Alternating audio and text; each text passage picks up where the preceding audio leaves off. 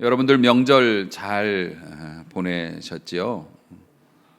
최고로 잘 보낸 명절은 집에 가만히 있는 겁니다.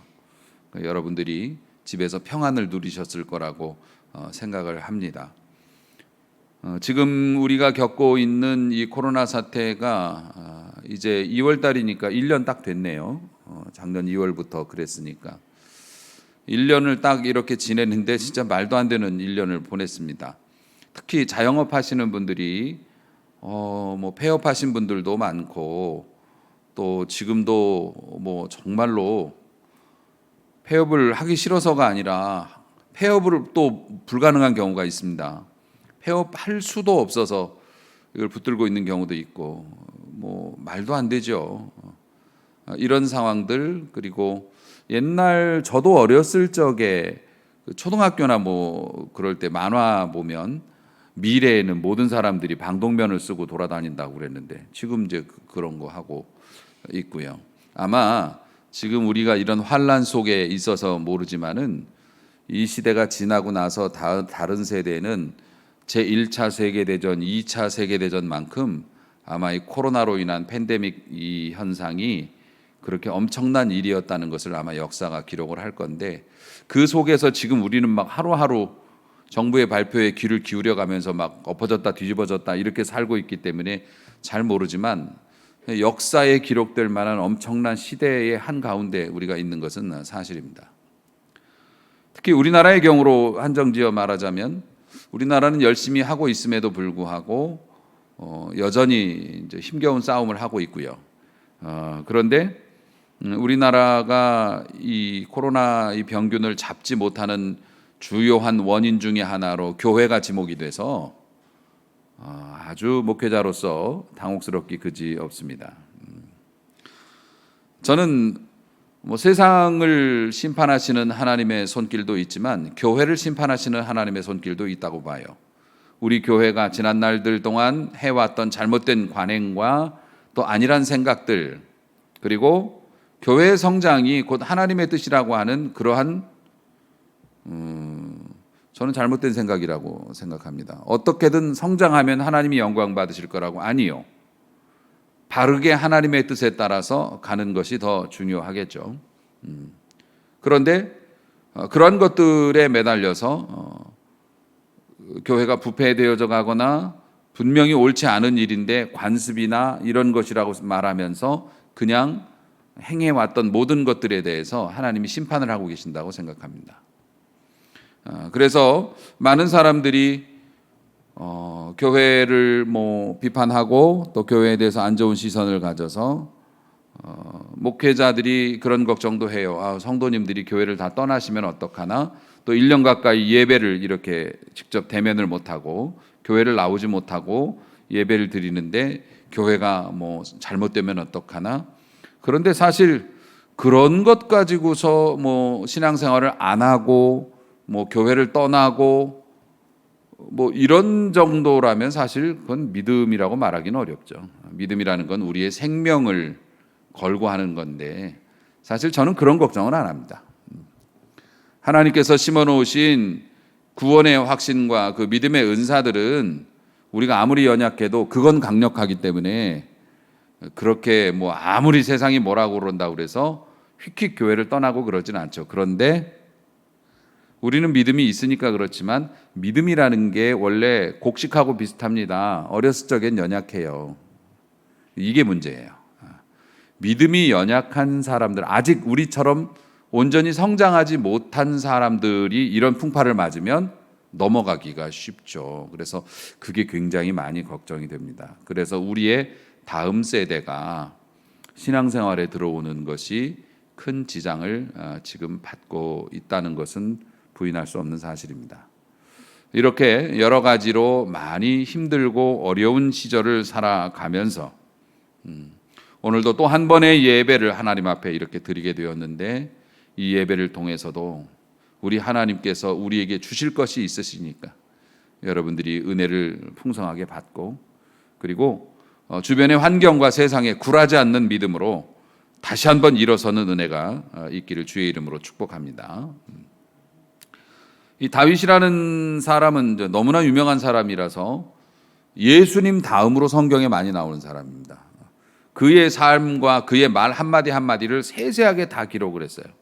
그래서 성경 구약 성경에 뭐 창세기 1장, 2장 이런 식으로 해서 62장이 다윗에 관한 기록이에요. 한 인간의 삶을 그렇게 방대한 양으로 기록해 놓을 수가 없죠. 예수님 다음으로 유명한 사람입니다. 신약 성경에서도 거의 60회 가까이 다윗의 이름이 언급이 될 정도니까 뭐 대단한 사람이었죠. 그런데 그러한 위대한 사람이 엄청난 결과를 가져올 수 있는 엄청난 죄를 범했다. 지난주에 우리가 그 말씀을 보았습니다. 사실 이게 문제가 뭐냐면 그 사람이 죄를 범한 것도 문제지만은 그 죄를 은폐하기 위해서 더 큰 죄를 계속 지었다는 게 이게 심각한 문제라는 것이죠. 거의 1년 가까이 거짓과 위선으로 그의 삶을 유지를 했죠. 그 긴 기간 동안 사람이 죄를 짓고 1년 가까이 그 죄를 유지하고 발전시켜 나가는 그동안 하나님은 뭐 하셨을까? 하나님은 우리가 볼 때는 침묵하는 것처럼 계셨어요. 우리 개인의 삶도 마찬가지고 우리가 다른 사람을 볼 때도 마찬가지입니다. 저 사람 저렇게 나쁘게 행동하고 저렇게 못되게 굴고 저러는데 하나님은 저 사람에 대해서 벌을 주지 않는 것 같아. 오히려 나보다 더 잘 되는 것 같아. 나도 그렇게 할까? 이런 생각이 될 정도로 하나님께서 침묵하시는 것처럼 보였습니다. 다윗의 삶이. 아마 다윗의 신하들도 의아해했을지도 모르겠어요. 와, 우리 임금님 옛날하고 달리 저 교회도 안 나가고 저렇게 막 나가는데 뭐 아무 일도 없네. 잘 되네. 뭐 문제 없네. 우리는 하나님께서 주무시거나 방관하시는 게 아닐까 그렇게 생각하게 되는 상황을 맞이할 때가 있는데 결코 그러시지는 않죠. 하나님께서는 그 매 월말 결산하시거나 분기별로 결산하시거나 그렇게 하시는 분이 아닙니다. 하나님께서는 하나님이 아시고 원하시는 가장 적당한 때에 결산을 하시는 거죠. 사실 그것도 하나님의 자비의 일환입니다. 자, 다윗의 예를 들어보면 만약에 좀 더 일찍 다윗의 죄를 지적하셨다면 다윗은 튕겨나갔을지도 몰라요. 왜냐하면 신하들이 얘기하는 것도 안 듣고 뭐 주변에서 여러 가지 거절할 수 없는 그런 신호가 오는데도 다윗은 말을 듣지 않았어요. 계속 빗나갔습니다. 그런데 다윗도 속이 아니었거든요. 좀 이따 이제 말씀을 드리겠지만 그렇게 해서 완전히 골마서 찌르면 터질 수 있는 상황에서 하나님께서 찌르신 겁니다. 이게 뭐냐면 하나님의 뭡니까? 직무태만이나 직무유기가 아니라 하나님의 자비예요. 왜냐하면 그 이전에 하나님께서 징계하시면 튕겨나갈 수도 있기 때문에 다윗을 지키시려는 하나님의 은혜의 방편이고 여러분에게 있어서도 하나님께서 여러분을 즉각 심판하지 않으시는 이유가 뭐라고요? 바쁘셔서가 아니라 관심 없으셔서가 아니라 적당한 때에 하나님께서 여러분에게 간섭하셔서 여러분을 되돌리시려고 가장 좋은 때를 기다리고 계신다고 보는 게 맞습니다. 그걸 악용하면 안 되죠. 왜냐하면 오늘부터 보게 되는 지금부터 보게 되는 하나님의 그 심판의 내용은 다윗이 회개를 했음에도 불구하고 어마어마한 것이었으니까 죄를 쌓으면 안 되는 것이죠. 자, 하나님의 맷돌은 천천히 돌아간다. 그런데 무섭게 곱게 가시죠. 그래서 사도 바울이 이렇게 얘기했습니다. 하나님은 만홀히 우습게 여김을 받지 않으신다. 하나님 우습게 보지 말아라. 사람이 무엇으로 심든지 그대로 거두리라. 그래서 하나님 앞에 좋은 것을 심어야 하는 것이고 악한 것을 심으면 악한 그대로 거두게 될 것. 하나님의 맷돌은 느리게 돌지만 무섭게 돈다. 자, 분명한 것은 그동안의 다윗이 죄의식을 가지고 있었다는 겁니다. 사실 그렇죠. 다윗 정도의 인격이면 죄의식을 가지고 있죠.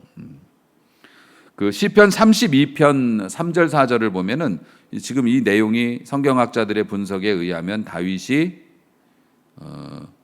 막 정신없을 때 다시 말해서 죄를 짓고 한참 그 죄를 누리고 있을 때 지었던 시라고 해요.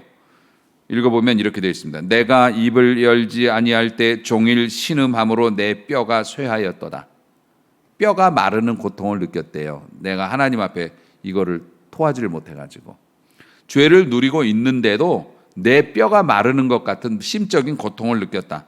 주의 손이 주야로 나를 누르시오니 하나님께서 계속 아침 저녁으로 나를 누르신다. 뭐 할 때마다 이러면 안 되는데 너 왜 그러냐? 너 어디까지 가려고 그러냐? 계속 누르시니까 내 진액이 빠져가지고 마음이 여름 가뭄에 마른 것처럼 그렇게 마음이 쩍쩍 갈라졌다라고 고백을 하고 있어요.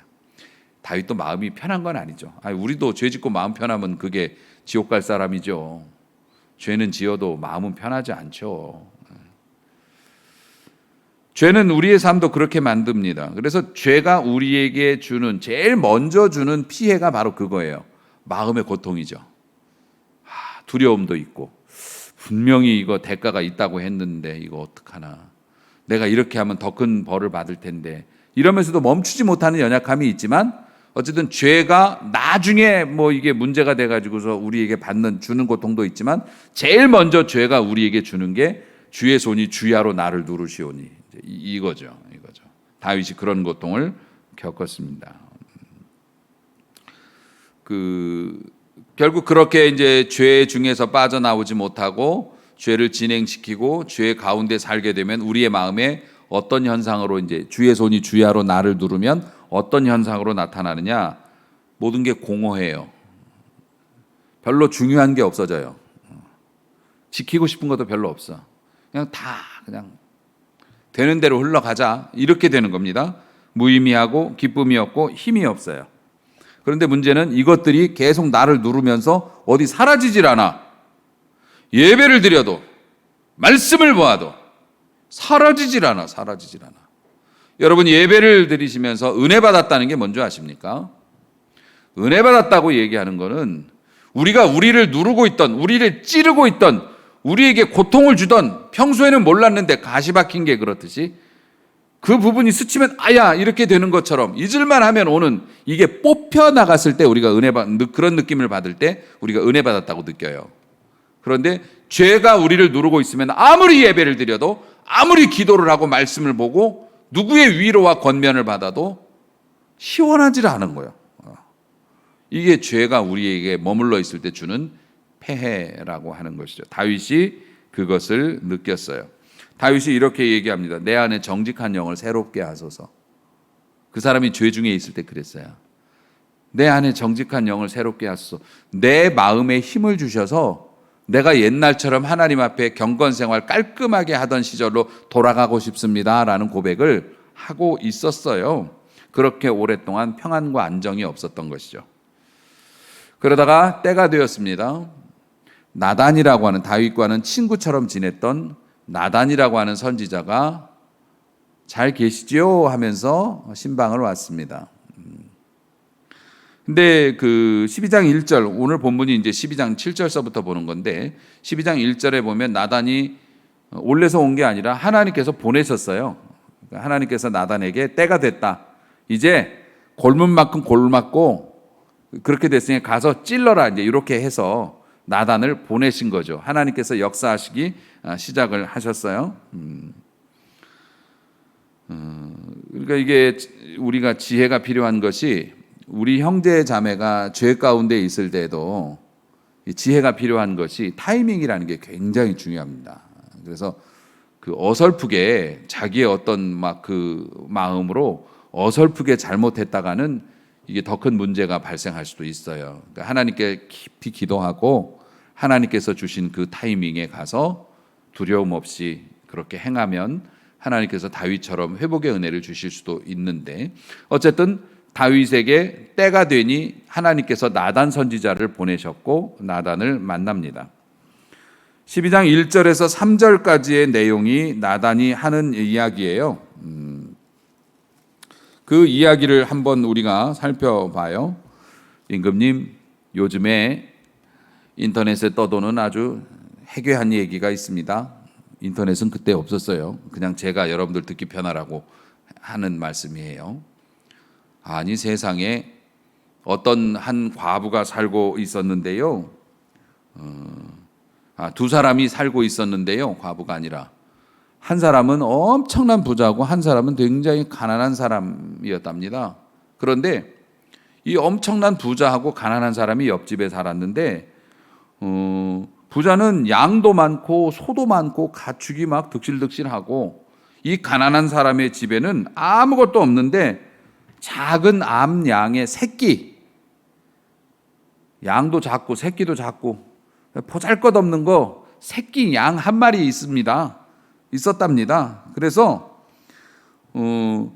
그 양의 새끼를 자기 애들하고 같이 키웠답니다. 애들하고 형제지간처럼. 너무 귀한 거라서 그렇게 키웠답니다.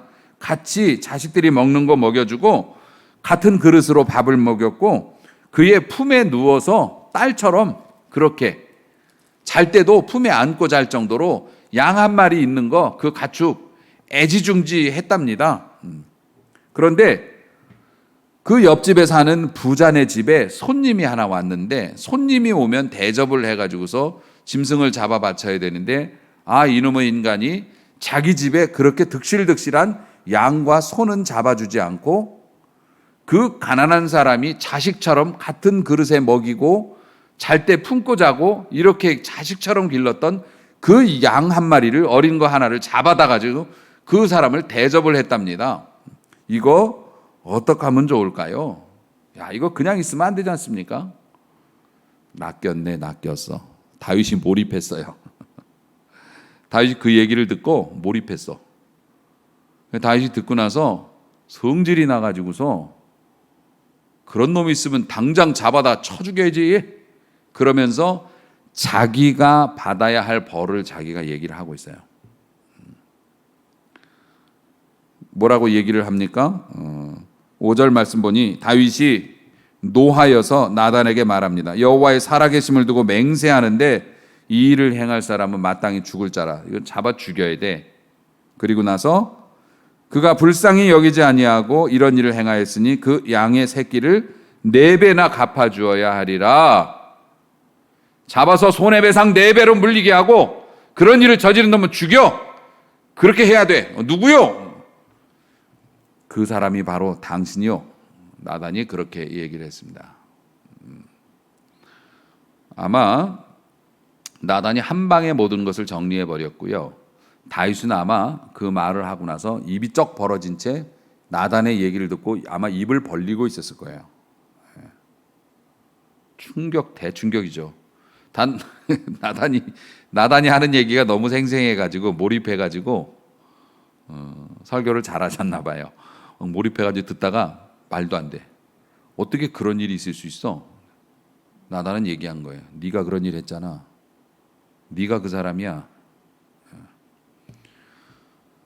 아마 입이 벌어져가지고 다물지를 못하고 있었을 겁니다. 대충격을 받았을 거예요. 그리고 다윗이 무슨 말을 시작하기 전에 나단이 바로 그 다음에 이제 준비한 기관총을 난사를 하기 시작을 합니다. 이스라엘 하나님 여호와께서 이렇게 말씀하셨습니다. 나단이 딱 얘기를 한 겁니다. 이건 내가 하는 얘기가 아니라 하나님이 하시는 말이에요.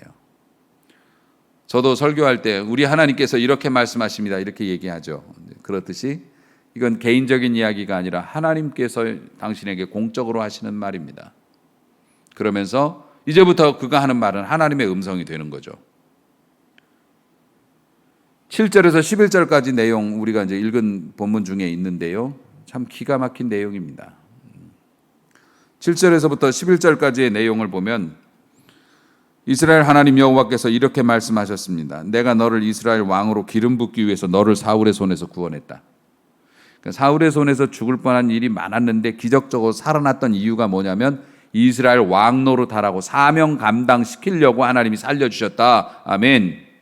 여러분이 죽을 자리에서 살아나고 죽을 병에서 고침받고 전염병을 피할 수 있었던 그런 모든 이유가 뭐라고요? 하나님께서 여러분을 쓰시고자 하는 일이 있기 때문에 여러분을 살려주신 거라고. 내가 너를 이스라엘 왕 만들기 위해서 사울의 손에서 너를 구원해 주었었다. 그리고 어떡합니까? 내 주인의 가진 것들을 다 너에게 주었다. 악인의 재물은 의인을 위하여 쌓이느니라. 그 말을 실현하듯이 하나님께서 사울이 악으로 쌓았던 모든 것들을 빼앗아서 다윗에게 허락을 해 주셨는데, 기가 막힌 건 8절 후반절 말씀이죠. 만약에 그것이 부족했다면, 내가 그렇게 줬어도 그게 부족했다고 네가 말한다면 내가 이것저것 너에게 더 주었을 것이다. 하나님이 진짜 정말 화나셨나 봐요. 내가 이 많은 것을 너에게 줬고 그럼에도 불구하고 네가 없다고, 그래도 네가 만족 못한다고 하면 더 줬을 거야. 그릇된 기도라도 응답해 주실 수 있을 만큼 너를 내가 좋아했다라고 말씀하시는 겁니다. 내가 너에게 충분한 은혜를 베풀었지만 그 은혜가 부족하다고 네가 그런다면 내가 더 줬을 거다. 이것저것 챙겨줬을 거다. 그런데 어찌하여서 네가 나를 업신여기느냐. 업신여기서 그 사고를 치고 마느냐.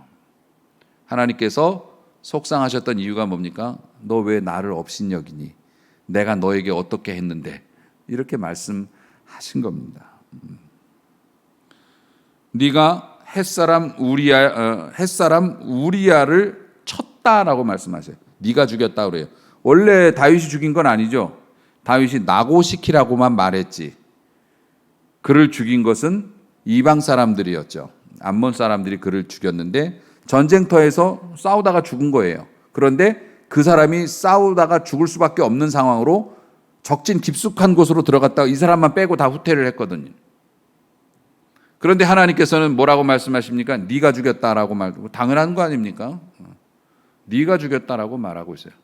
사람들은 내가 찌르지 않았으니까 내가 죽인 게 아닙니다라고 얘기하지만, 찌르는 사람을 고용했으면 그 사람이 죽인 거죠. 하나님께서 그렇게 말씀하시고 이런 상황을 지적하시면서 첫 번째로 하신 말씀이, 네가 칼로 그 사람에게 해를 끼쳤으니까 네 집에서도 칼이 떠나지 않을 거다. 결국 그 다윗의 자식들 간에 칼부림이 일어나고, 또 그 자식 중에 하나가 다윗을 죽이겠다고 칼로 들고 해서 다윗은 맨발로 밤에 도망을 쳐야 했고, 그런 일들이 후에 그 가정에 일어났죠. 가만히 생각해 보면 칼로 흥한 자는 칼로 망한다는 말씀처럼, 우리가 하나님 앞에 범죄할 때, 심판을 받을 때 물질을 가지고 범죄했으면 하나님께서 물질로 심판하시는 게 맞는 것 같아요. 다윗도 칼로 범죄를 했기 때문에 칼의 심판을 받은 것처럼 반대로 뒤집어서도 생각할 수 있습니다. 우리가 물질로 하나님 앞에 이쁨을 받았다면, 하나님께 영광을 돌리고 그랬으면 뭘로 주실까? 물질로 주시겠죠. 30배, 60배, 100배의 결실을 주시겠죠. 우리가 아무것도 없어서 드릴 것이 내 몸밖에 없습니다 해서 봉사하고 충성하고, 나와서 남보다 더 많이, 나는 헌금 많이 못하니까 봉사라도 열심히 해야지 하면 어떻게 돼요? 건강의 복으로. 뭐 당연히 그런 거 아니겠습니까? 심은 대로 거둔다고 말씀하셨으니까요. 그리고 그가 행했던 모든 일들 곱하기 몇 배로 해서 하나님께서 똑같이 너도 그 고통을 느껴봐라. 네 아내도 뺏길 것이다. 네 자식들은 사고를 칠 것이다. 이러면서 막 한바탕 쏟아 부으셨습니다. 11절까지 그냥 참혹한 얘기를 해요. 12절 결정타를 날립니다. 너는 몰래 했지? 은밀히 했는데 나는 백주 훤한 대낮에 그 일들을 모든 사람이 보게끔 할 것이다. 하나님께서 아주 모질게 말씀하셨어요.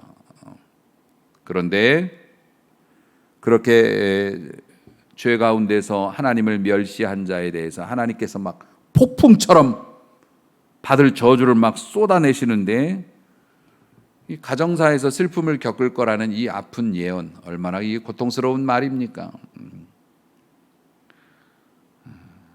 결국에는 다윗이 입을 다물기도 전에 나단 선지자가 막 그냥 우다다다다다 막 하나님의 말씀을,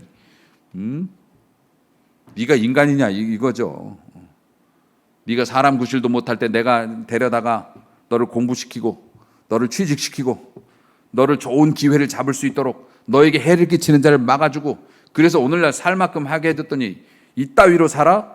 이러시면서 네가 행했던 그 일들 그대로 네가 도로 갚을 것인데 너는 몰래 했어도 너는 대낮에 사람들 앞에서 창피를 당할 것이다 하면서 팍 해서 결국에는 어떻게 됩니까? 자식들의 성범죄가 있었고 자식들 간에 살인이 있었고요. 지멋대로 애들은 자라나가지고 나중에는 아버지 죽이겠다고 구테타 일으키는 일까지 그 아들의 비참한 죽음을 보게 되고요. 그런데 우다다다다 이렇게 퍼붓고 나서 선지자의 말이 끝나니까 다윗이 얼마나 조용했겠어요. 선지자는 이제 할 말 다 했죠. 사실 선지자도 목숨 걸고 하는 겁니다. 전에 사무엘도 사울을 두려워했었습니다. 사무엘 선지자조차도 저 사람 제정신이 아닌데 내가 가서 이렇게 다른 일을 왕으로 삼는다는 일을 했으면 나를 죽일 수도 있다라고 사무엘도 두려워했을 정도니까 당시에 임금의 권세가 그랬거든. 그런데 아마 나단 선지자도 이렇게 퍼부어 놓고서 좀 그랬을 겁니다. 아마 침묵이 흘렀을 겁니다. 퍼부어 놓고 침묵이 흘렀을 때 다윗이 입을 쩝 하고 열면서 첫 번째 했던 얘기가 뭡니까? 내가 죄를 범하였노라. 인정했습니다. 누구에게? 여호와께. 내가 여호와께 죄를 범하였노라. 아마 무릎을 꿇지 않았을까 싶은데 뭐 그게 그렇게 중요한 건 아니지만 어쨌든 그렇게 고백을 했습니다. 그런데 저는 여기에서 진짜 큰 은혜를 많이 받았어요. 항상 청년 때부터 이 말씀을 볼 때마다 은혜를 참 많이 받았어요. 내가 죄를 범하였노라 하매 나단이 즉각 반응이에요. 0.1초 만에 나단이 다윗에게 말합니다. 여호와께서도 당신의 죄를 사하셨습니다. 내가 죄를 범했습니다 하니까 바로 오는 응답이 내가 너의 죄를 사하노라. 그런데 여러분 하나님께서 죄를 사한다고 말씀하셨지 자신이 그동안 지어왔던 죄의 결과 벌에 대해서 용서해 주신다고 말씀하신 건 아니라는 걸 이해해야 돼요. 항상 잘못한 사람들이 나 회개했는데 왜 계속 어려움을 겪냐고 말씀하시는데 진짜 그러시면 곤란한 겁니다. 뭐 나는 죄 안 짓는 것처럼 말씀하고 드리고 있지만 저도 마찬가지고요. 우리 인간들은 자꾸 잊어 자기가 했던 거를. 자기가 행했던 것에 대해서는 보응을 받아야 해요. 그런데 당신은 하나님이 당신의 죄를 용서하시고 죽지 않게 하실 겁니다 라고 얘기한 의미가 뭡니까? 하나님께서 당신에게 등을 돌리시지는 않을 겁니다 라고 얘기하는 거죠. 내가 실수로 집에 불을 질렀어요. 아버지가 와서 아버지 제가 불 질렀어요. 죄송합니다 얘기하면 그래 아빠가 용서해 줄게. 아빠가 용서해 주면 집이 다시 복구가 됩니까? 아닙니다. 한 대짬 자긴 자야 돼요. 집이 복구가 될 때까지는. 그거하고 똑같은 얘기입니다. 그런데 우리는 너무나 당연스럽게 하나님 앞에 회개했는데 미안하다고 했는데 왜 계속 벌을 주십니까? 이렇게 얘기를 해요. 아니 참나 찢어졌으면 꼬매는 고통이 있을 거 아닙니까? 미안하다고 얘기했는데 왜 자꾸 벌 주냐고 그렇게 생각하시면 안 돼요. 오늘 본문에서도 그렇게 얘기합니다. 여호와께서도 당신의 죄를 사하셨나니 당신이 죽지 않겠지만은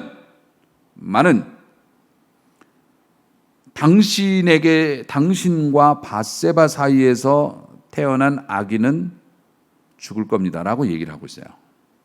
그 이유를 뭐라고 들었냐면 선지자 나단이 뭐라고 얘기하냐면 원수가 크게 비방할 거리를 얻게 하셨으므로 그 아이는 죽을 겁니다. 이렇게 돼 있다고요.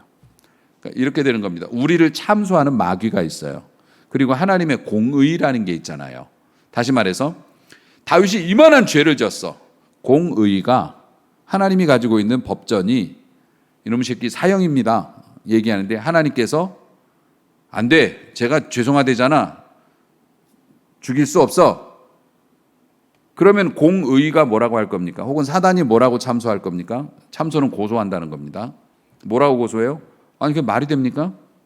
아무리 하나님이지만 제가 저렇게 하고 다른 사람은 생명도 빼앗아 가고 아내도 빼앗아 가고 그리고 애까지 낳았어요. 그럼 아무 일도 없이 지나간다면 이게 하나님의 법칙에 말이 됩니까? 그 원수가 회방할 거리를 얻었다는 거예요. 하나님께서는 용서해주고 싶은데 원수가 뭐라고 얘기하는 겁니까? 그건 말이 안 되죠. 다른 사람들한테 다 말할 거예요, 내가. 아니, 죄송하다고 한마디면 사람 죽인 것도 뭐 다 끝나고 그런 겁니까? 이게 뭐냐면 원수가 회방할 거리를 얻은 거예요. 그러니까 하나님께서도 이 부분에 대해서는 어쩔 수가 없는 거예요. 이걸 하나님의 공의라고 하는 거예요. 내가 너를 사랑하고 내가 너의 지은 죄에 대해서 내 마음으로는 용서를 했으나 네가 저지른 일을 주워 담는 일들은 필요하다라고 말씀하신 거고, 그렇게 모든 것의 원인과 결과를 제공한 그 아이는 네가 포기해야 한다라고 제일 먼저 말씀하신 거죠. 사실 다윗이 그 아이에 대해서 포기가 안 됐었어요. 아시잖아요. 유명한 얘기잖아요. 이 아이 살리려고 신하들이 봤을 때는 다윗이 죽을 수도 있겠다 싶을 정도로 죽기 살기 기도했습니다. 하나님께서는 끝내 애를 살려주지 않으셨죠. 하나님의 심판이라는 게 그렇게 존재한다는 걸 믿어야 돼요. 여러분이 회개를 했어도 여러분이 저지른 일에 대해서는 책임을 져야 한다는 것을 이 다윗의 사건을 통해서 명확히 알려주고 계십니다.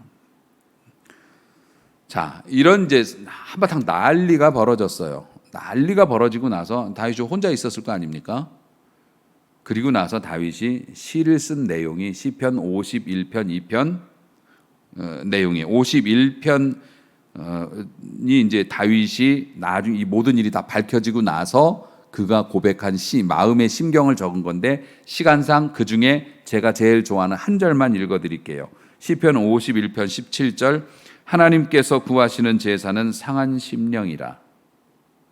하나님이 받고 싶어하는 제사는 깨진 마음, 상한 심령. 지금 다윗이 당신이 그 사람이요 얼마나 모욕을 받은 겁니까? 아니 그냥 처음부터 좋게 얘기를 하지 왜 이상한 있지도 않은 말을 지어내가지고서 사람을 홀려가지고 흥분해가지고서 그놈 잡아 죽여라 그럴 때 네가 그놈이다 이놈아.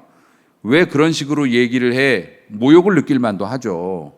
지금 나 지금 먹이려고 지금 그 얘기 지어낸 거라고 그러면서 지금 고소해 하는 거야? 이런 마음 가질만 하죠. 아마 비참한 기분 느꼈을 겁니다. 그리고 자신의 죄를 막 지적할 때 여러분 사람이 제일 듣기 힘든 얘기가 뭡니까? 누가 나 잘못됐다고 말할 때 진짜 가슴이 저미는 것 같죠. 소금 뿌리는 것 같잖아요. 상처에. 듣기 제일 힘든 얘기가 너 잘못됐다. 너 이거 문제다. 너 무슨 너 지금 이렇다. 심지어는 자기가 똥을 묻히고 있어도 남들이 똥 묻었다라고 말하는 것도 기분 나쁜 거예요. 냄새 난다고 말해도 기분 나쁘고. 나한테 나는데도 냄새 난다고 그러면 기분 나빠하는 게 사람인데. 다윗이 그러한 엄청난 얘기를 듣고 그러니까 마음이 어떻게 됐습니까? 갈기갈기 찢어졌죠. 상한 심령. 근데 하나님이 그 마음으로 죽게 나오는 것을 좋아하신답니다. 진짜 제사래요. 그러니까 여러분 속상할수록 예배 드리시길 바랍니다. 속상하면 제일 먼저 포기하는 게 예배거든요. 왜냐하면 마음이 힘이 없어지기 때문에 중요성을 잘 몰라. 예배 드려서 뭐해? 밥은 먹어서 뭐해? 친구는 만나서 뭐해? 속상할 때는 마음에 힘이 없어지니까 다 무의미해 보이거든. 근데 여러분 이성이 있으니까 오늘 말씀 들은 여러분들은 여러분이 하나님이 원하시는 제일 좋은 제사는 상한 심령이라고. 여러분의 찢어진 마음, 쓰라린 마음, 억울하고 미칠 것 같은 그 마음 가지고 힘들어도 예배의 자리에 나오시면 하나님께서 싸매 주시고 안 아프게 해주시고 피를 멈추게 해주시고 꿰매 주시고 붕대로 감아주시고 고쳐주실 줄로 믿으시길 바랍니다. 다윗이 그렇게 고백했어요. 하나님께서 구하시는 제사, 원하는 제사는 상한 심령이라. 하나님이여 상하고 통회하는 마음을 주께서 멸시하지 아니하시리이다. 상하고 통회라는 건 회개를 했다는 겁니다. 애통하면서 회개를 했다는 거예요. 자기가 솔직히 입이 10개라도 할 말이 없죠. 그렇게 갈기갈기 찢어진 마음, 부끄러운 마음으로 나와서 죄송합니다라고 하는 그럴 때 네가 인간이야 닥쳐 꺼져 이렇게 안 하셨다는, 멸시하지 않으시는 하나님. 아멘. 하나님은 멸시하지 않으세요. 여러분이 아무리 자격이 없고 그래도 하나님 앞에 나가볼 만합니다. 빈손으로 오는 사람은 없어요. 예배 잘 드리시고 이거 풀리면은 꼭 성전에 나와서 같이 예배하고 우리 서로 은혜 받을 수 있길 주의 이름으로 축원합니다. 어쨌든 나단의 그러한 선포는 아팠지만 그가 회개하고 나니까 상처를 찢는 괴로움이었죠. 회개한다는 게 사실 내가 그 사람이라, 네가 당신이 그 사람이요 내가 여호와께 죄를 범했노라, 이게 쉬운 얘기가 아니라서 우리가 막 골마서 욱신욱신하고 막 이럴 때 상처를 째면 아프죠. 따끔하고 아프지만 그 고름이 툭툭 하고 터져 나오면 어떻게 해요? 아프면서도 희열을 느껴본다고. 희열을 느끼고 안도해요. 이유가 뭐냐고요? 원인이 빠져나갔으니까 지금은 아프지만 앞으로는 어떻게 돼요? 나을 거라고 하는 희망이 딱 생기는 거지 않습니까? 이 고름이 빠져나가는 걸 보면 사람이 아프지만 희열을 느끼는 이유가 진짜 처리하기 어려운 거였는데 이제 이게 빠져나갔으니까 그 다음 남은 건 뭐라고요? 회복만 남은 거잖아. 아파도. 다윗이 그런 마음, 희망을 가진 거예요. 그래서 회개하는 사람은 의욕이 생기는 이유가 거기에 있어요. 지금 만신창이라도 우두둑 하면서 고름이 빠져나갔으니까 이제는 뭡니까? 가만히 잘 관리만 하면 이제 옛날로 돌아갈 수 있다는 희망이 생기니까, 그래서 회개하는 자들에게는 삶의 힘이 생기는 거죠. 우리는 진정한 회개에 대한 교훈을 이 다윗을 통해서 그래서 봤습니다. 궁금해요 목사님 한번 찍어볼까요? 오늘은 여기서 찍는 걸로 대신할까 싶습니다. 궁금해요 목사님, 진짜 회개하는 거는 어떻게 하는 게 진짜 회개하는 걸까요? 이거 주제로 써야 되는데, 여러분 일주일에 하나씩 새로운 주제를 내려면 1년에 52개를 내야 됩니다. 그리고 여러분이 궁금한 거는 많이 있는가 본데 한 사람도 나한테 궁금하다고 물어본 적은 없습니다. 심지어 가족도 외면해. 이번 주에 뭘로 저기 찍냐? 잘 있다가도 다 외면하고 다 사라져. 궁금해요 목사님에서 다룰 만한 주제네요. 회개하는 거는 어떻게 해야 진짜 회개하는 건가요? 회개를 하는 사람은 어떤 태도를 가져야 하나요? 다른 사람이 회개했다고 말하는데 그 사람이 진짜 회개한 거 맞는지 어떻게 알 수 있나요? 우리가 시편 51편이라고 말씀드렸죠. 다윗이 이제 그 후에 자신이 이렇게 자신의 삶에 대해서 고백하고 회개하고 나서 지은 시, 그걸 이제 의지해서 보면은 몇 가지의 두드러진 특징이 있어요. 회개하는 사람들은 진짜 회개한다면 핑계대거나 방어적으로 하지 않아요. 그냥 솔직히 다 털어놔요. 핑계를 대지 않아요. 내가 핑계를 대지 않습니다. 진리를 숨기거나 진실을 숨기거나 일부만 말을 한다면 진짜 회개한 게 아닙니다. 진짜 회개는 다 털어놓는 게 회개입니다. 숨기거나 핑계대지 않아요. 또 진짜 회개하는 사람은 욕구가 생겨요. 무슨 욕구? 돌아서려는 욕구. 원래 진짜 회개라는 건 그 죄에 대해서 회개했다면 다시는 그 죄를 짓지 않는 게 회개라면서요. 그런데 그건 이론상으로만 가능한 회개고 진짜로 가능하진 않아요. 가령 어렵다고 하는 금연의 문제를 한번 봅시다. 어떤 사람이 자기가 흡연을 하는 것에 대해서 불편함을 느끼고 또 하나님의 영광을 가리웠다고 생각해서 그분이 회개를 했어요. 그분이 회개를 했는데 그 다음에 그 사람이 담배를 다시 피게 됐어. 그럼 그날 했던 회개는 가짜 회개고 하나님을 조롱한 것이 되나요? 궁금해요 목사님, 이것도 하나 주제인데. 아니요, 저는 진짜 회개라고 봅니다. 하나님도 그러실 거라고 생각해요. 자, 왜냐하면 욕구가 생기는 겁니다. 진짜 회개를 하고 나면 욕구가 생겨. 무슨 욕구? 내가 끊어야지, 내가 건강한 삶을 유지해야지, 내가 바르게 살아야지라는 욕구가 생겨. 그런데 그 욕구를 가지고서 실천을 좀 하다가 내가 약해서 또 무너진 거지, 그날 회개가 가짜 회개였다고 볼 수는 없다는 겁니다. 이해되셨습니까? 그러니까 진짜 회개한 사람은 변명하거나 남 핑계 대지 않는다. 그리고 진짜 회개한 사람은 자신의 그 문제를 고치고자 하는 열망이 생긴다. 욕구가. 다시는 그러지 말아야지. 요걸 회개라고 볼 수 있다. 또 하나, 진정한 회개가 있으면 마음이 깨어지고 겸손하게 되기 때문에 다른 사람이 그 일에 대해서 비난을 해도 욱하지 않는다. 왜냐하면은 위로를 하나님이 해주시기 때문에 귀에는 듣기 싫죠. 그런데 원래 귀에 듣기 싫은 소리가 우리 감정으로 내려가가지고 감정에서 치받아가지고서 아무리 내가 잘못했어도 당신이 나한테 그렇게까지 얘기하면 안 되지 하면서 싸움이 되는 건데, 진짜 회개를 하면 하나님이 그 마음을 안정시켜 주시기 때문에 사람들이 나에 대해서 그만 좀 했으면 좋겠는데 당신 말이야 지난번에 그거 뭐 계속 얘기를 해도 이거를 삼켜. 이게 진짜 회개한 사람의 표시라고 해요. 표시라고 합니다. 마음이 깨어지고 겸손하게 되니까 쓴뿌리를 가지지 않는다. 앞서 말씀드렸다시피 그렇게 돼서 참된 회개가 되면 희망을 갖게 돼요. 새로운 삶을 꿈꾸게 될 수 있고 돌아서려는 욕구도 생기고. 그래서 회개는 자폭이 아니라 자복이에요. 자폭은 내가 책임지고 죽어버릴 거야.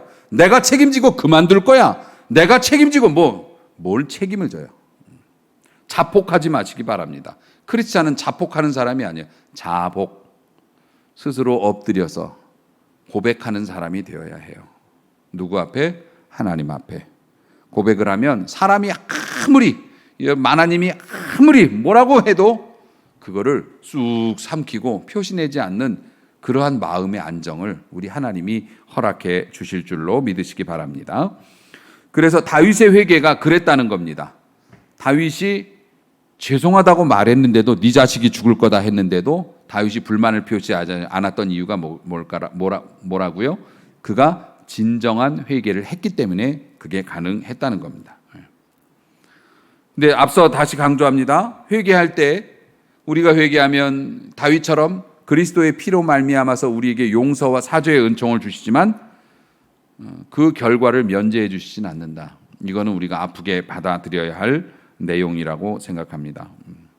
시대가 흘러가고 유행과 생활 양식이 바뀌어도 하나님이 세우신 기준들은 변하지 않을 겁니다.